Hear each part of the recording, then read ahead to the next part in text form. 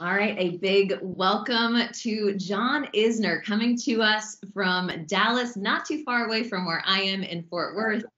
John, so good to see your face. I feel like we've missed everyone involved in the tennis world over the past month and a half or so, but we're going to start off by just asking how you're doing. Have you been able to play at all? How's the family? How are you feeling mentally? Yeah, I mean, I'm doing just fine. I've said this before. I mean, I have nothing to complain about. Sure, we're missing some tournaments right now, and I'm not being able to compete. But the most important thing is that we get our country and our world healed, and then we can return to normal after that. But I'm enjoying spending the time in Dallas. As you know, Blair, the weather has been pretty nice lately, so trying to get outside as much as I can with walks with the family and going for jogs and whatnot. So it hasn't been that bad. Of course, it stinks to miss Indian Wells and Miami, tournaments like that. But as we know, we're missing a lot more tournaments than just those two. Yeah, John, I mean, it feels like weekly we're getting more announcements. Obviously, Montreal just announced that the women's event is not going to happen this summer. Obviously, that doesn't bode well for Toronto. We did want to ask you about your role on the player council and what kind of the discussion has. I know there's a lot of different group chats, but that maybe is the most important one, at least from my perspective, to know what's kind of the chatter among the guys right now. Well, we have, there's different scenarios that we've been talking about, and it's all too hard to make a decision right now because it all depends on when we can come back, and we don't really hold the keys to that answer. It all depends on the country we're playing in. Hopefully come summertime we can get back on the court, but we don't know how well this situation will be resolved by then. So we've gone over some different scenarios of when we might be able to start, what it might look like, how we might, play those events, but it's all up in the air right now. We just don't know when we're going to get back. I mean, there's a very real possibility, and all of us are aware that we may not be playing this summer in America, and that would suck, of course, but I think we are bracing ourselves for that. There was that announcement a couple weeks ago, and they've been building the field now in Madrid. They're trying out the virtual event, which I think you've signed up for that. Yeah, how's that going to go for you? I don't think well. Clay court's not my best surface. I don't think it's my best surface in the video game world either.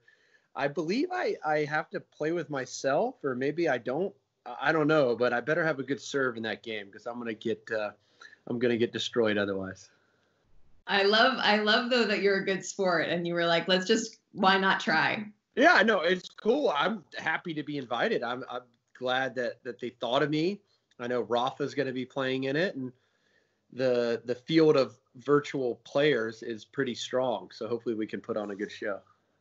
Love it. I'm curious, John, is there any part of you, having had a pretty incredible career, now being home with your wife and your two kids, enjoying home probably for the longest period of time, maybe ever, do you think at all of saying, hey, it's been a good ride, maybe I'm enjoying this, maybe I want to stay? Look, I am enjoying my time at home, and it has been a great ride, but I would not want to go out like this.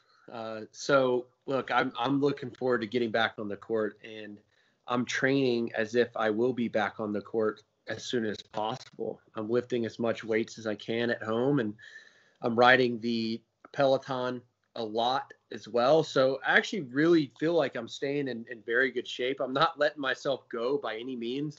I have all the time in the world to work out, and my wife does the best job ever of taking care of our kids, and of course I'm helping out when I can, and but I've been able to help out a lot being at home. So again, I've been quarantined at home for a long time and lots of daylight. So I've just been keeping myself very occupied with the kids and working out.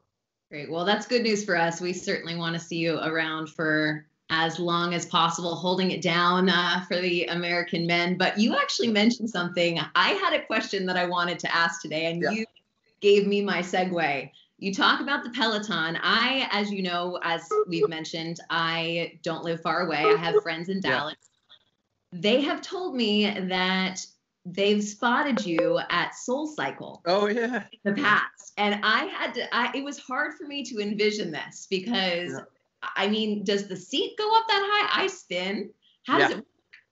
Well, I don't think it goes up high enough, but I definitely max it out. SoulCycle is one of the biggest ways I stay in shape off of the court. I think as much as I practice and play on hard courts, I'm not trying to, away from practice and away from, playing matches, I'm not trying to run on the concrete that much. So I get off my feet and get on a bike. So I've really, really enjoyed my time at SoulCycle. When I'm home, I probably go there 3-4 times a week.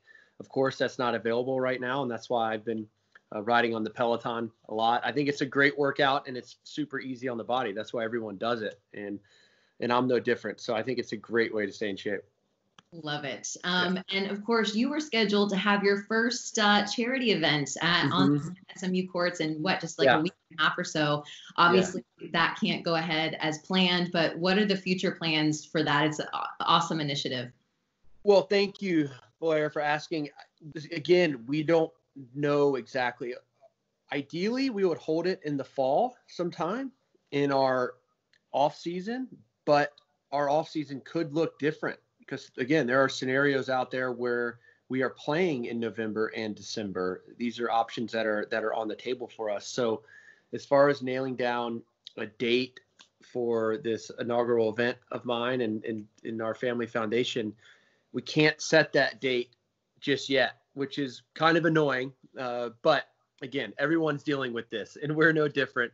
So we would have, of course, and really liked to have put this on April 25th, but we're going to postpone it and we will get it going sooner rather than later. And we'll see what happens. Yeah, John, we definitely want to stay posted on that. So when you know more, of course, let us know. I lost you guys for a little bit, but I think I'm back.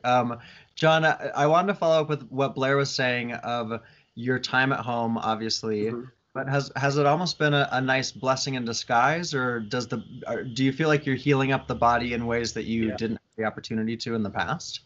No, I do. I mean, I do feel like I guess everyone is getting this break, getting a chance to really heal their bodies. Tennis players are never really, or I think just athletes in general, are never really 100%. You're always playing with something that's bothering you. Hopefully when the tour resumes, all of us can be feeling close to 100%. So you got to use this time wisely. I think whoever, when we do get back to playing, it might be evident who has used this time wisely, who's taking care of themselves as best as they possibly could. And I'm trying to do that as best as I can. So it has been, it's been nice not having to pack for any trips. Packing stinks, and so we haven't been able to do that, and that's just fine. And my rackets have been in the closet for a long time. They can stay there a little bit longer, but hopefully I can get back to practicing soon. Okay, John, Blair's going to close us up we have a weekly question that we put out to fans, but before she does that, I wanted to ask you, we loved the meme of you, Nicola, who put that together, because that was amazing. I can't really, I know I was tagged on Instagram. I saw that on Instagram, and I probably should have given credit to someone. I just didn't think about it. I screenshot it and I cut and cropped the pic and I posted it on there. I didn't make that meme. I don't know how to do that. So I just saw it, thought it was really, really funny, and thought people would get a kick out of it. And it got some pretty good traction on Twitter.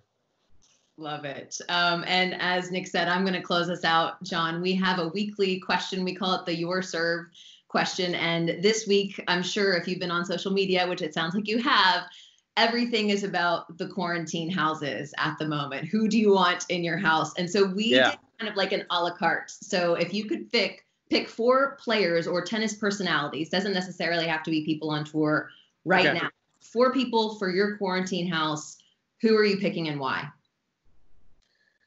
Current or past? Yep. 4 people. Wow. So I would be the 5th.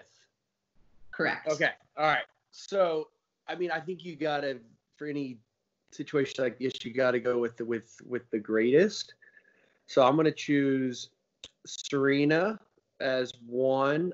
I'm going to take Roger as well, just because I know him and I know him, obviously know him, but I know him very well and he's hilarious. And then I'll take Pete Sampras and, oh man, I don't know if I want to go with the male. Probably Pete Sampras and Andre Agassi. Just goes to the rivalry those two had. I think it's pretty cool. So Nice. those four and myself, I think, would make for a pretty cool house. I would have to agree. I would love to come visit if it happens in Dallas. You just give me a call. You know where to find me on Skype. Will do. But John, we really appreciate you doing this. It's great to check in with you. You're just one of the best. You make our job easy when we're working on tour. So we appreciate that and for you being here with us today. All right. Thank you, Nick. Thanks, Blair.